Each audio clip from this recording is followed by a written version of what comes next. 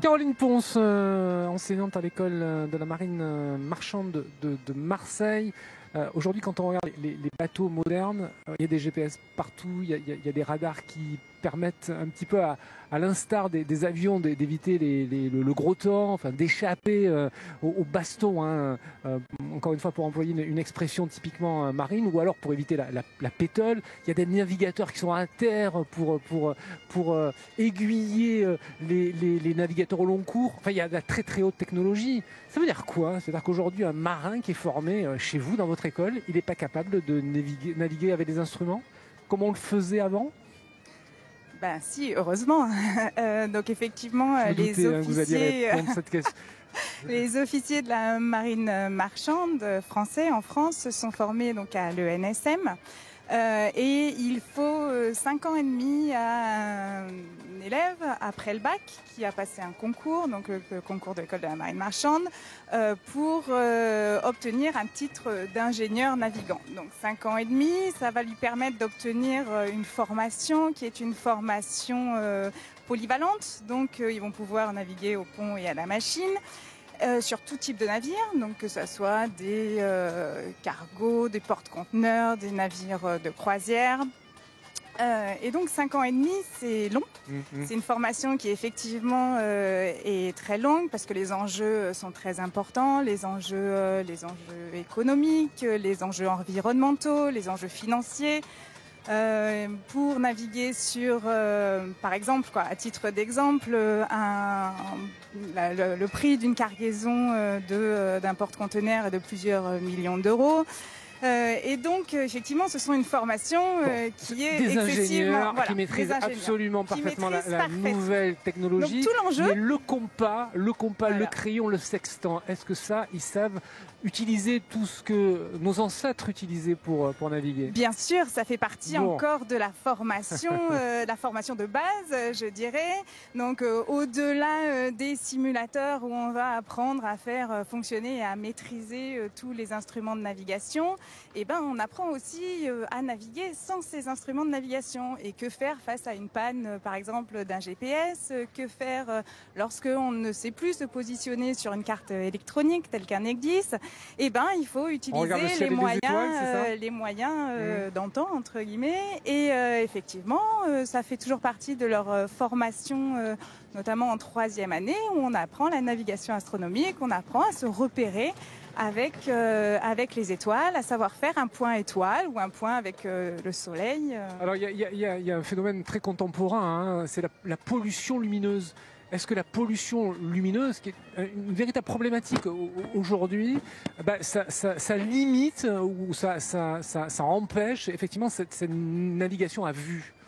Alors, certains endroits, effectivement, notamment dans la baie de Toulon, quand on arrive au large de Toulon, c'est effectivement une pollution lumineuse assez importante.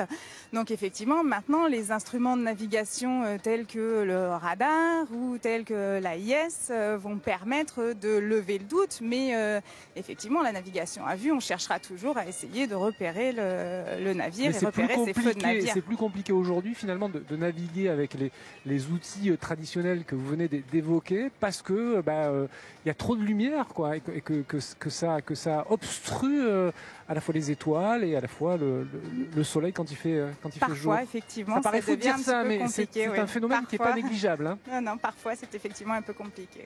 Et on s'adapte. Voilà. Alors, là, il y a 15 jours, moi j'ai eu l'occasion de faire toute une série de reportages à bord d'un grand bateau qui relie, pas cette compagnie-là qui est derrière nous, mais une autre, qui relie le continent à la Corse. Et là, effectivement, il y a une obligation, c'est de faire le point à la main toutes les heures. Donc, effectivement, ça illustre ce que vous disiez. Donc, malgré la haute technologie, on continue à s'assurer qu'on est au bon endroit, au bon moment, grâce au compas et au sextant. Voilà, à partir du moment où effectivement les cartes marines sont obligatoires sur certains navires, navires, pour les navires qui ne sont pas full ECDIS, donc qui ne naviguent pas exclusivement qu'avec des cartes électroniques, il faut continuer à faire le point sur sa carte marine en utilisant dès qu'on peut des amers visuels, donc des amers visuels, ou alors effectivement les traits de côte avec un radar. Pascal Vasselin, je le disais, vous avez fait un documentaire, vous êtes sûrement le premier journaliste documentariste, réalisateur à avoir embarqué sur l'Hermione pour la première et unique d'ailleurs traversée de l'Atlantique en 2015. C'était à l'occasion de l'inauguration presque du bateau.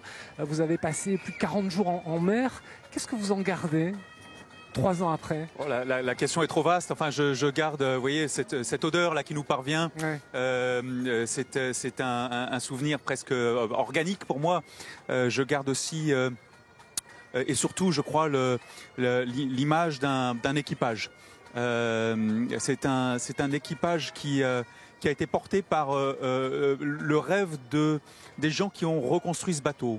Vous savez, c'est ça qui me reste essentiellement, c'est l'idée que tout un chacun, en y mettant autant de foi, autant d'obstination, autant d'utopie, peut accomplir ses rêves. Alors on va voir et écouter un petit extrait, il dure 90 minutes immédiatement, et puis on revient juste après pour ce direct. Cap sur l'Hermione.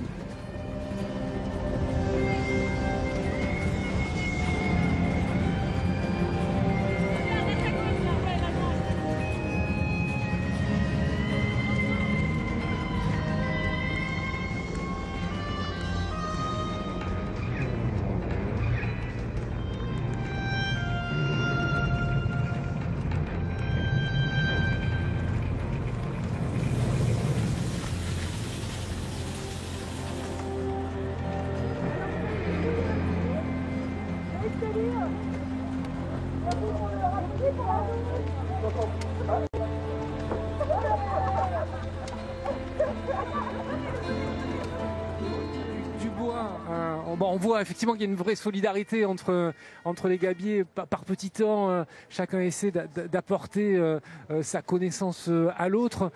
C'est important de garder cette unité à bord d'un bateau, parce qu'une fois qu'on est parti, on ne peut plus descendre. Oui, c'est sûr, oui. Bien sûr. Mais comme je disais tout à l'heure, enfin, cet équipage est relié vraiment par son amour pour le bateau. Moi, une chose vraiment qui m'a frappé, c'est que c'est des gens qui voulaient tellement être à bord, tellement être à bord. Et en ça, ils marchaient sur les traces de gens qui voulaient tellement voir ce bateau naviguer, ceux qui avaient construit le bateau, qui avaient porté ce projet pendant une vingtaine d'années, en gros. Que voilà, il y avait la question ne se posait pas être ailleurs, pourquoi c'était vraiment cette espèce de rêve d'amour et d'utopie qui les relie tous. Vous savez, on a tous des rêves dans la vie. Vous avez des rêves, moi j'ai des rêves. Enfin, il y a 60 millions de personnes qui ont des rêves en France, mais c'est rare ceux qui les réalisent. Et eux, ils l'ont réalisé. Il y a un gabier dans votre documentaire qui dit « Ce voyage m'a sauvé la vie ». C'est fort comme...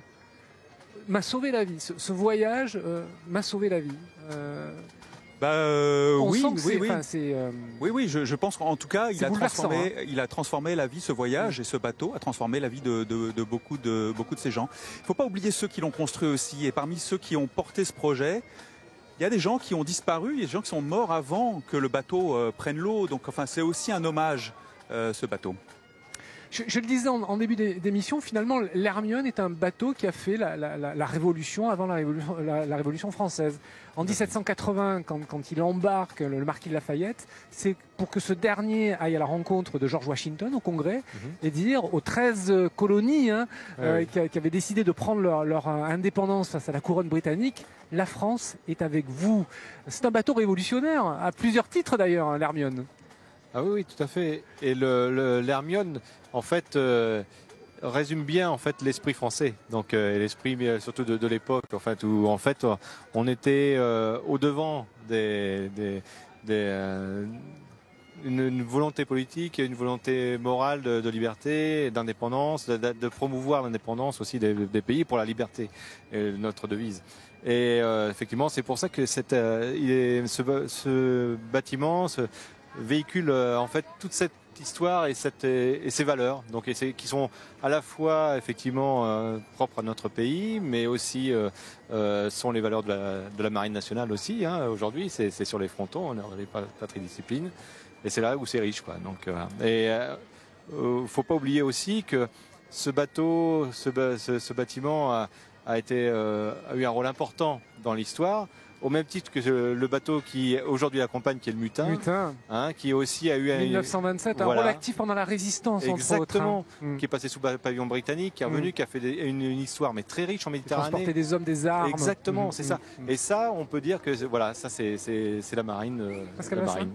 Oui, ce bateau, c'est un écho du XVIIIe siècle. Hein, c'est le siècle des Lumières, c'est le siècle aussi où on projette la France à l'extérieur, mais c'est aussi le siècle où on essaie de récolter des connaissances, où on essaie d'éclairer la science, etc. Donc c'est une époque d'universalisme, c'est une époque...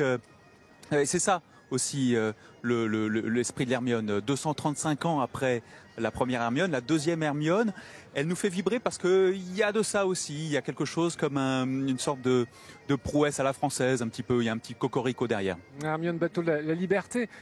On sent qu'il y a des liens absolument indissociables entre l'histoire des bateaux quels qu'ils soient et les équipages qui l'accaparent.